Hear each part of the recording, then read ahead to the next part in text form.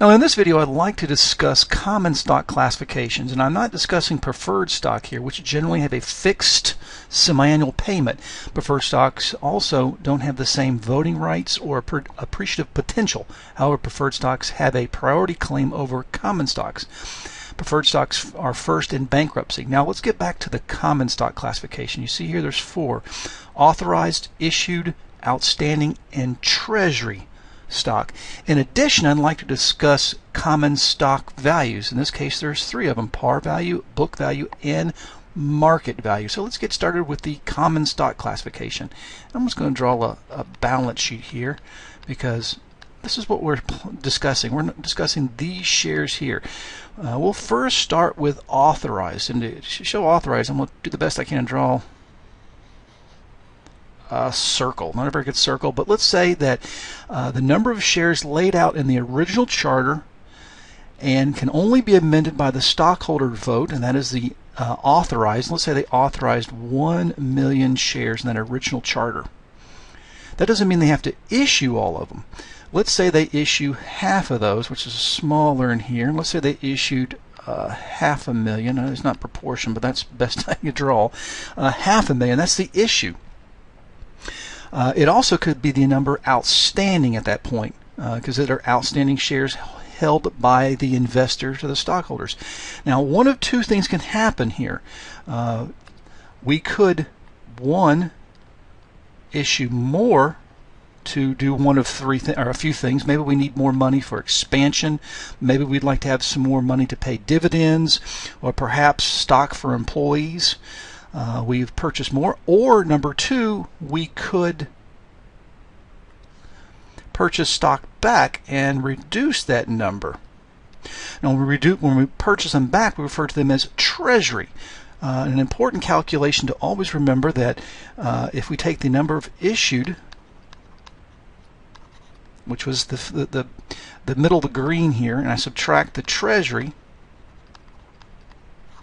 I'll have the outstanding at that point in time, the outstanding number of shares. Now let's come over here and discuss par, book, and market stock values. Now a par value is just an arbitrary value. It's somewhat meaningless. It's an accounting purpose.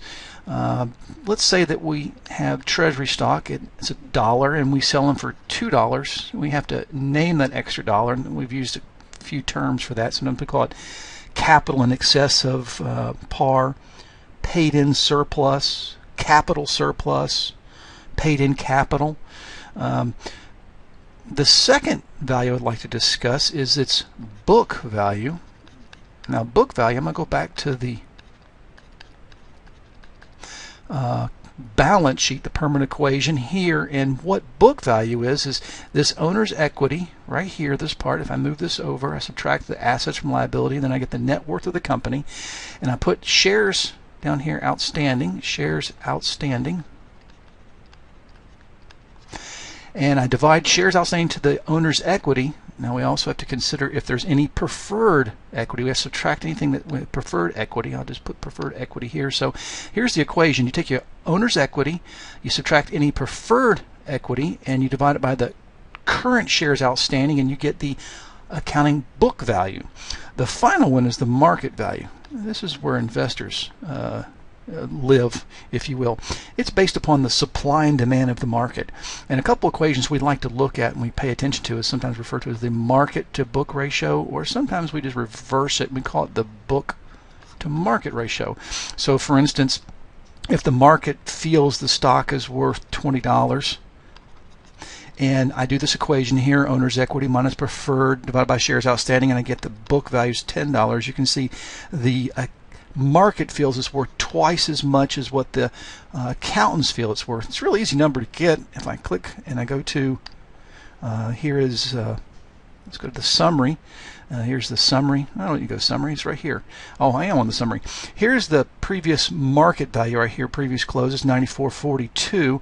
And if I go to the, usually there's different places you can go, different websites. I'm going to go to Key Statistics in Yahoo Finance, and if I pull down here on Disney, I can go to the very bottom here, and it's going to give me the current book value of $26.34 a share. And if I come up here and here's your price to book or market to book, and you can see that the market feels it's worth 3.5 times what the accountants feels it's worth.